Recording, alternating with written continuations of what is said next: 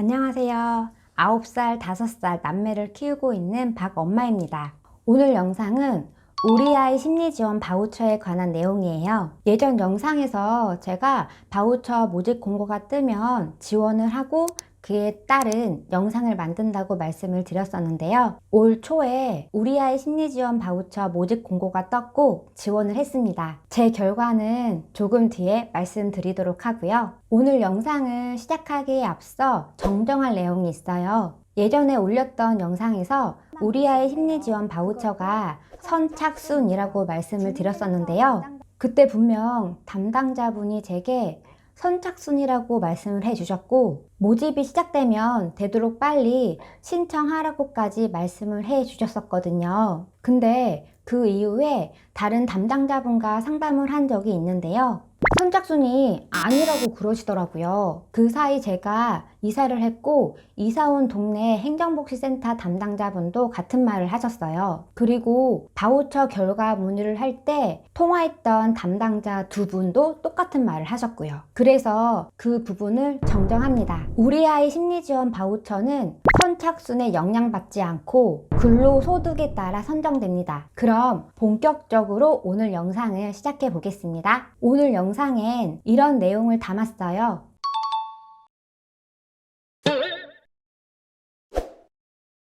아동의 발달적 어려움을 조기 발견하고 개입하여 문제 행동을 감소시키고 건강한 발달을 지원하는 바우처입니다.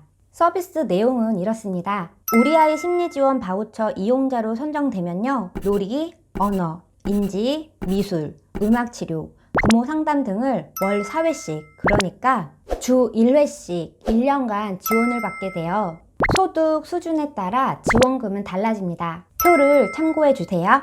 근데 기준 중위소득 50%, 120%, 140% 이게 무슨 말이야 싶지 않으세요? 이 부분은 좀 이따 제 결과를 말씀드릴 때 같이 설명을 해드릴게요.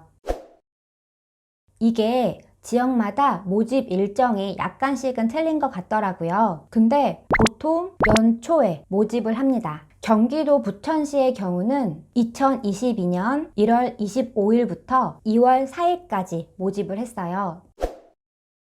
신청서는 각 주민센터에 배치되어 있고요. 주민센터에서 신청을 할 때 6장을 작성했어요. 저는 건강보험증이 아닌 건강보험 자격확인서를 제출했고요. 건강보험 자격확인서는 주민센터 무인 발급기에서 발급을 받았어요. 증빙 서류는 지금 저희가 다니고 있는 아동발달센터에서 소견서로 발급받았어요. 센터에서 소견서를 발급받기 위해서는 따로 예약을 잡고 가야 했어요. 이 소견서는 자격이 되는 선생님이 작성을 해야 되는 거더라고요. 그래서 지금 저희 애 언어치료를 해주시는 담당 선생님이 아니고 소장급 선생님께 따로 예약을 잡고 방문을 했어요. 소견서 발급 예약을 잡았더니 방문 전에 핸드폰으로 작성해야 할 설문지를 링크로 보내주시더라고요. 방문 전에 미리 작성해 달라고요. KCDI 아동발달 검사였고요. 핸드폰으로 설문했습니다. 방문해서도 유아행동평가 척도라는 6쪽짜리 설문지를 작성했어요. 작성한 후에는 선생님이 아이와 단둘이 30분에서 40분 정도 노셨고요. 그 과정에서 아이의 인지발달, 언어 발달의 전반적인 부분을 체크하셨어요. 그리고 끝나면 10여 분간 부모 상담을 해주시는데요. 핸드폰으로 설문했던 KCDI 아동발달 설문 결과를 바탕으로 상담을 해주셨어요. 상담이 끝나면 그날 바로 소견서를 발급받을 수는 없었어요. 선생님도 그날 아이를 관찰했던 내용과 설문 결과를 바탕으로 내용을 면밀히 정리를 해야 되기 때문이기도 하고요. 바우처 신청 기간이기 때문에 소견서를 요청하신 분들도 많아서 그렇기도 하고요. 그래서 2, 3일 정도 소요된다고 말씀을 하셨어요. 참고로 소견서 발급 비용은 10만 원이고요. 이 금액 안에는 KCDI 설문,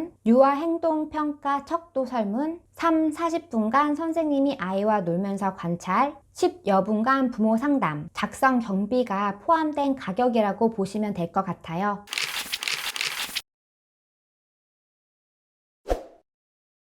우리 아이 심리지원 바우처 결과는 일반 우편으로 왔습니다. 신청할 때 담당자분께서는 선정된 분에 한해서 개별 연락이 갈 거라고 말씀을 해주셨는데요. 결과 상관없이 일반 우편으로 발송되더라고요. 이렇게 3장으로 왔고요. 대략 이렇습니다.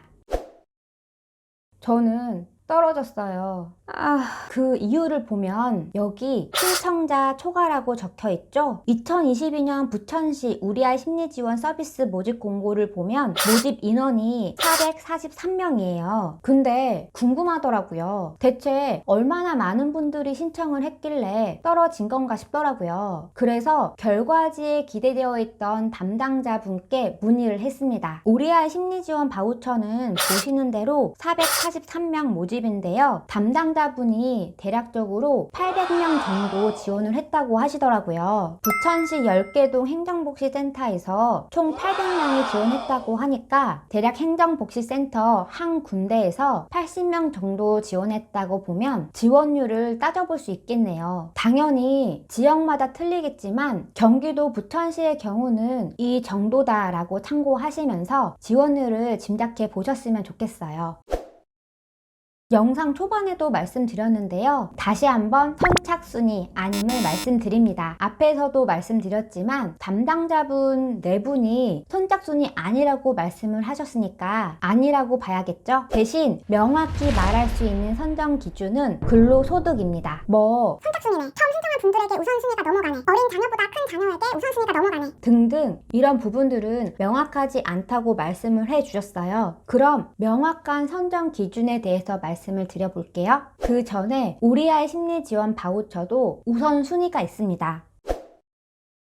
바우처 선정 우선순위는 이렇습니다.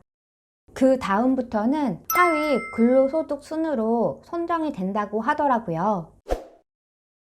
우리 아이 심리지원 바우처 신청 자격 소득 기준을 보면요. 기준 중위소득 140% 이하라고 적혀 있는데요. 아니 이게 무슨 말이야? 중위소득 이게 무슨 말이냐면요. 중위소득이란 모든 가구를 소득 순서대로 줄을 세웠을 때 정확히 중간에 있는 가구의 소득을 뜻해요. 조금 더 쉽게 말씀을 드리면요. 국민 전체를 소득 순으로 줄 세워 볼게요. 소득이 적은 사람, 소득이 많은 사람, 소득이 적은 사람은 하위, 소득이 많은 사람은 상위예요. 그렇다면 중위는 어디일까요? 하위와 상위의 딱 중간인 여기가 중위입니다. 딱 가운데인 사람은 중위 100%라고 한대요. 그럼 중위 50%는 여기라고 할 수 있고 중위 150%는 여기라고 할 수 있겠죠? 그럼 우리 아이 심리지원 바우처 선정 기준인 기준 중위소득 140% 이하는 여기에 해당되네요. 개념은 이 정도로 알고 계시면 될 것 같아요. 보기 편하게 중위소득 판정 기준표도 있어요. 기준 중위소득 100%, 120%, 140% 이런 식으로 표가 나와 있고요. 이 중 저희는 140%가 필요하기 때문에 그 기준표를 보시면 돼요. 저는 건강보험료 납입금으로 보는 게 편하더라고요. 그래서 기준 중위소득 140% 이하면 우리 아이 심리지원 바우처를 신청을 할 수 있어요. 단 하위 근로소득 순으로 선정이 됩니다. 아쉽게도 저희는 떨어졌어요. 바우처가 된다면 수업을 하나 더 들으려고 했었는데 아쉽습니다. 그치만 수업도 수업이지만 무엇보다 가정에서의 연계가 가장 중요하다고 담당 선생님께서 말씀해 주셨기 때문에 센터에서 얻은 정보와 놀이 그 외로도 저도 나름대로 정보를 수집하고 공부하면서 아이에게 시도해 보려고 해요. 고민되거나 긴가민가 하는 내용은 담당 선생님과 상의하면서 진행을 해보고요. 여튼 그렇습니다. 걱정도 많고 염려도 되고 답답한 상황에서도 아이를 위해 노력하고 있는 부모님들 우리 힘내봐요. 같은 여정을 걷는 부모로서 여러분께 조금이나마 도움을 드릴 수 있도록 제가 읽고 보고 듣고 경험한 일들에 관해서도 계속 영상 올리도록 하겠습니다. 제 영상이 여러분께 조금이나마 도움이 되었으면 좋겠습니다. 그럼 오늘 영상은 이 정도로 마무리할게요. 영상이 마음에 드셨다면 구독과 좋아요 부탁드리고요. 여기까지 시청해주셔서 감사합니다. 그럼 또 봬요. 안녕. 구독과 좋아요 꾹꾹 눌러주세요. 우리 다시 만나요.